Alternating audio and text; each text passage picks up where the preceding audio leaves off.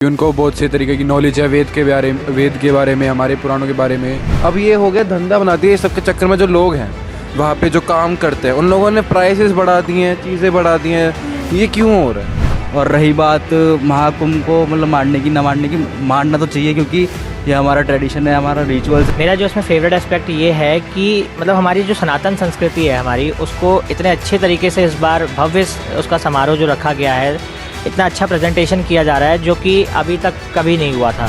उसने और क्या कहते हैं, महाकुंभ के बारे में अगर आप मेरे से जितना जानोगे उतना कम है, क्योंकि और मैं बता नहीं पाऊँगा क्योंकि बहुत सारी चीज़ें हैं महाकुंभ के बारे में। नमस्कार, मैं वैष्णवी शर्मा स्वागत करती हूँ आपका हमारे चैनल वॉक्सा में।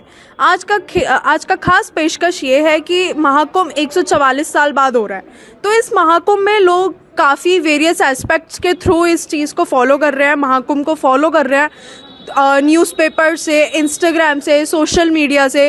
तो बेसिकली उन लोगों का फेवरेट क्या है, शाही स्नान, साधु संत, वहाँ के बाबा, वहाँ का कल्चर क्या है। तो आइए शुरू करते हैं। जैसे कि आप जानते हैं कि जो ये महाकुंभ का आयोजन हुआ है वो 144 साल बाद हो रहा है। तो आप जैसे महाकुंभ की सारी अपडेट्स इंस्टाग्राम के थ्रू या सोशल मीडिया के थ्रू फॉलो करते होगे, तो आपका उसमें फेवरेट अट्रैक्शन क्या है? मतलब उसमें भव्य आयोजन, साधु संत या जो भी चीज़ है। मेरा कोई फेवरेट अट्रैक्शन नहीं है। मैं सब में बहुत अपना ध्यान देता हूँ।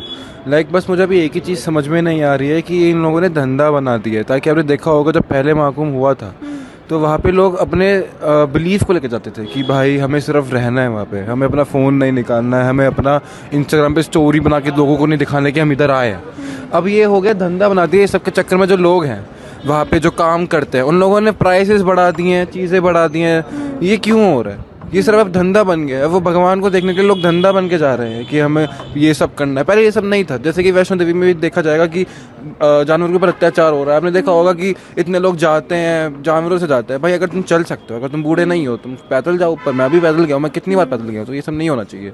तो इंस्टाग्राम पे डालना ये सब अपनी मर्जी है, लेकिन इतना फैलाना उस चीज़ को, जैसे कि एक वायरल लड़की हो गई थी वहाँ पे, उसका जीना हराम कर दिया लोगों ने कि उसके पास जा के, ये सब क्यों करना है?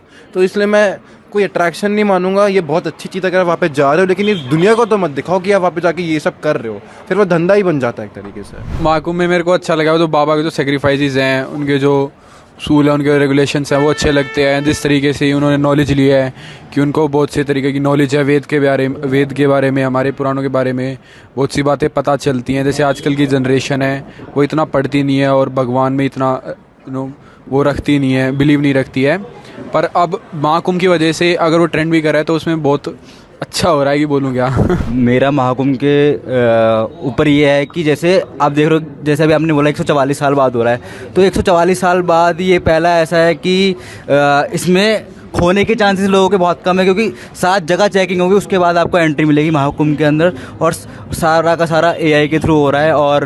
और रही बात महाकुंभ को मतलब मानने की ना मानने की, मानना तो चाहिए क्योंकि ये हमारा ट्रेडिशन है, हमारा रिचुअल्स है। और इसमें बहुत सारे अलग अलग बाबा, मतलब अलग अलग टाइप के बाबा आ रहे हैं कि नहीं, किसका हाथ ऊपर है, किसी ने मतलब क्या कहते हैं उसे, रुद्राक्ष धारण कर रखा है अपने सर पे, 250-300 रुद्राक्ष धारण कर रखे हैं। और बहुत अलग अलग पिक्चर्स महाकुंभ को मिल रही है। बहुत अलग अलग चीज़ें हम लोगों को सोशल मीडिया के थ्रू महाकुंभ के बारे में जानने को मिल रही है। और सबसे अच्छी बात मेरे को ये लगा है कि जो संगम है, आप अगर मान लीजिए अगर किसी के पैर में दिक्कत है या फिर किसी को चलने में दिक्कत है या फिर कुछ भी, तो महाकुंभ संगम में वो बोट के थ्रू जा सकता है।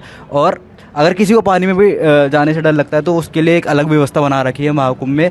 उसने और क्या कहते हैं, महाकुंभ के बारे में अगर आप मेरे से जितना जानोगे उतना कम है, क्योंकि और मैं बता नहीं पाऊँगा क्योंकि बहुत सारी चीज़ें हैं महाकुंभ के बारे में, इस पर कवर नहीं हो पाएगी। तो अभी के लिए इतना ही, थैंक यू, धन्यवाद। देखिए, महाकुंभ जो है इस बार जो हो रहा है वो 144 सालों में एक बार हुआ है, मतलब महाकुंभ, इसीलिए उसको कह रहे हैं लोग।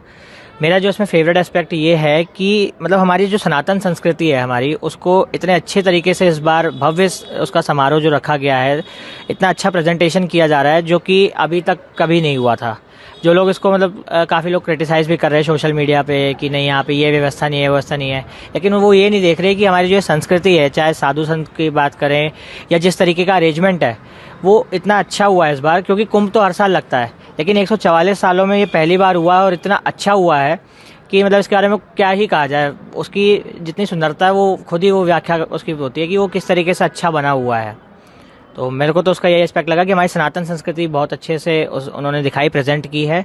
और मैं लोगों से कहूँगा कि प्लीज़ जाएं और उसमें स्नान करें, शाही स्नान लें और साधु संतों का जो है क्या कहते हैं सम्मान करें। तो आज हमने जाना कि महाकुंभ में लोगों का काफ़ी वेरियस ओपिनियंस हैं, जिसमें वो ये भी कह रहे हैं कि महाकुंभ अगर हो रहा है तो वो सोशल मीडिया के लिए है बस, और कुछ लोगों ने इसको सिर्फ वायरल करने के लिए बना रखा है। जैसे कुछ लोग यहाँ अगर महाकुंभ में जा भी रहे हैं तो वो शाही स्नान या मतलब ये अपना कल्चर फॉलो करने के लिए नहीं जा रहे, बस सिर्फ एक सोशल ट्रेंड करने के लिए जा रहे हैं। तो इसी के साथ मैं समाप्त करती हूँ। शुक्रिया, धन्यवाद।